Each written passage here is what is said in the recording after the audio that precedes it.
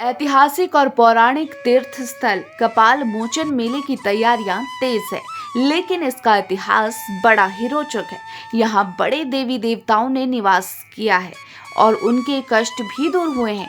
क्या है कपाल मोचन तीर्थ स्थल की मान्यता और क्यों लोग यहाँ खींचे चले आते हैं, आपको इस रिपोर्ट में बताते हैं। उत्तर भारत का सबसे बड़ा तीर्थ स्थल यानी कपाल मोचन मेले का आगाज 11 नवंबर से 15 नवंबर तक होगा, जिसकी तैयारियां तेज कर दी गई हैं। इस मेले में करीब 8 से 10 लाख श्रद्धालुओं के आने की उम्मीद रहती है। कपाल मोचन तीर्थ स्थल के इतिहास के बारे में हम आपको रूबरू कराते हैं। दरअसल कपाल मोचन एक ऐतिहासिक तीर्थ स्थल है। यहाँ सदियों पहले भगवान परशुराम आए थे। उन्होंने क्षत्रियों का वध किया था। वे ब्रह्मा हत्या दोष से निवारण के लिए यहाँ पहुंचे थे। इसके अलावा भगवान शिव भी यहाँ ब्रह्मा हत्या के दोष से छुटकारा पाने के लिए आए थे। भगवान श्री राम और भगवान श्री कृष्ण भी इस पवित्र धरती पर पहुंचे थे। वे भी अपने कष्टों के निवारण के लिए यहाँ आए थे। मैं यहाँ का तीर्थ पुरोहित हूँ, पंडित सुभाष चंद्र शर्मा। तीर्थों की बहुत महानता है पूरे विश्व में, यानी कि ब्रह्म हत्या दोष निवारण हेतु कोई तीर्थ नहीं है, सिर्फ ये कपाल मोचन तीर्थ है जहाँ ब्रह्म हत्या दोष, पितृदोष, गौ हत्या दोष, सभी किस्म के दोषों से मुक्ति मिलती है। यहाँ पर भगवान परशुराम जी आए, उनको क्षत्रियों का वध करने के बाद उन्होंने भी यहाँ स्नान किया। उसके बाद फिर भगवान शिव आए, उनको ब्रह्म हत्या का दोष लग गया था ब्रह्मा जी का 5वां सर काटने के कारण। तो इस कारण भगवान शिव ने इस गाय बच्चे से इस तीर्थ की महिमा सुनी और यहाँ उन्होंने फिर इस गाय बच्चे सहित स्नान गौदान वगैरह किया। तब उनको ब्रह्म हत्या दोष से मुक्ति मिली। उनके हाथ से वो ब्रह्मा जी का कपाल यहाँ उतरा। फिर उन्होंने इसका नाम सोमसर से बदलकर कपाल मोचन किया। उसके बाद भगवान श्री राम आए, रावण को मारने के बाद उनको भी ब्रह्म हत्या का दोष लगा। उसके बाद फिर भगवान श्री कृष्ण आए पांडवों को देकर, क्योंकि उनके सर चारों ऋणों से लगे हुए थे। तो उन्होंने धर्मराज युधिष्ठिर ने भगवान श्री कृष्ण से आराधना की, भी ये जो इतना बड़ा युद्ध कराया, हम चारों ऋणों से पीड़ित हैं, तो इसके लिए कोई उपाय करो। तब भगवान श्री कृष्ण पांडवों सहित यहाँ आए, उनसे स्नान गौदान वगैरह कराया। तब यानी कि पहले उस सरोवर का नाम सत्यनारायण सरोवर था, आज उसका नाम ऋण मोचन के नाम से विख्यात है। तो उधर सूर्य कुंड है, वहाँ माता कुंती ने तपस्या की जहाँ कर्ण पैदा हुए। उसके बाद गुरु नानक देव जी, फिर गुरु गोविंद सिंह जी आए, यहाँ 52 दिन ठहरे। उन्होंने बघानी साहब के 52 धाराओं के साथ युद्ध था राजाओं के।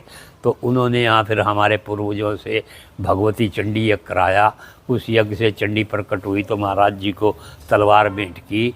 तब यानी कि फिर 52 धाराओं के राजाओं के साथ युद्ध जीतने के बाद उन्होंने 700 सिखों को नई पुरानी पगड़ियों से नई पगड़ियों का चमत्कार किया और यही शस्त्र वगैरह धोए उन्होंने। कपाल मोचन में 3 सरोवर हैं, जिनका नाम सूर्य कुंड, ऋण मोचन कुंड और गौ बच्छा कुंड है। बताया जाता है कि माता कुंती ने सूर्य कुंड में आकर तपस्या की थी और उन्हें पुत्र के रूप में कर्ण की प्राप्ति हुई थी। लोग सूर्य कुंड में स्नान करने के लिए हरियाणा के अलावा पंजाब, राजस्थान, दिल्ली, उत्तराखंड और हिमाचल से पहुंचते हैं। बहुत से श्रद्धालु यहां पर स्थित बेरी के पेड़ पर धागा बांधकर पुत्र रत्न की प्राप्ति भी करते हैं। ये मेला हर साल होता है। गौ बच्छा स्नान घाट पर आए महिला श्रद्धालुओं ने बताया कि हमारी कपाल मोचन तीर्थ में काफी मान्यता है। जब से हम यहाँ आते हैं, हमारे दुख दर्द खत्म हो जाते हैं। हम 20 साल थे जे हम तो यहाँ 50 साल लगो रहती है इसमें यहाँ मंदिर में। और बेटे हमारी सब पूरी करा, हम सब रसी अपनी मानता मांग कर। मैं बम्बोड़ी से आई हूँ, कपाल मोचन भोलेनाथ के।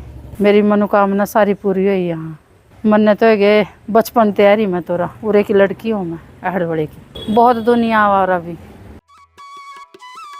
श्रद्धालुओं के लिए यमुनानगर प्रशासन 3 महीने पहले से ही तैयारियां शुरू कर चुका है।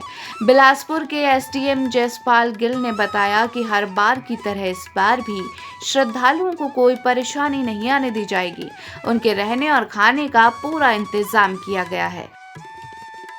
प्रत्येक वर्ष की भांति कार्तिक मास की पूर्णिमा के अवसर पर इस वर्ष कपाल मोचन में भव्य अंतर्राज्यीय स्तर के मेले का आयोजन 11 से 15 नवंबर के बीच रहेगा। और इस वर्ष इस मेले में 10 से 12 लाख श्रद्धालुओं के आने की उम्मीद है। मेले की तैयारियां हमने लगभग 3 महीने पहले शुरू कर दी थी, जिसमें तीनों सरोवरों की अच्छे से सफाई व्यवस्था के बाद उन सरोवरों में हमने जल भराव का कार्य शुरू कर दिया है।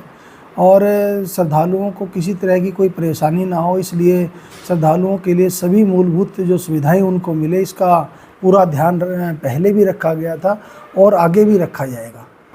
8 से 10 लाख श्रद्धालु हर वर्ष मेले में आते हैं, तो इस वर्ष और अधिक संख्या में श्रद्धालुओं के आने की उम्मीद है। इस वर्ष जो पूरा मेला क्षेत्र है उसको हमने 4 सेक्टर्स में डिवाइड किया है और हर सेक्टर में एक HCS स्तर के अधिकारी जो नोडल अधिकारी रहते हैं और श्रद्धालुओं को जो सभी मूलभूत सुविधाएं, चाहे उनके शौचालय की व्यवस्था हो या पीने के स्वच्छ पानी की व्यवस्था हो या उनके ठहरने की व्यवस्था हो, हर एक जो मूलभूत सुविधा है उसका प्रशासन की ओर से पूरा ध्यान रखा गया है। और हमें उम्मीद है कि श्रद्धालु यहाँ से एक सुखद अनुभव लेकर के जाएंगे और पूरा प्रशासन पूरी तरह से मुस्तैद रहेगा कि श्रद्धालुओं को किसी तरह की कोई परेशानी का सामना न करना पड़े। हम हर वर्ष परमानेंट इंफ्रास्ट्रक्चर है जो उसको बढ़ाने का प्रयास कर रहे हैं, तो इस वर्ष भी हमने, चाहे वो स्थायी शौचालयों के निर्माण की व्यवस्था हो, उसमें हमने 12 से 15 स्थायी शौचालयों के निर्माण की व्यवस्था की है और यात्रियों के ठहरने के लिए यात्री निवास का निर्माण करवाया है।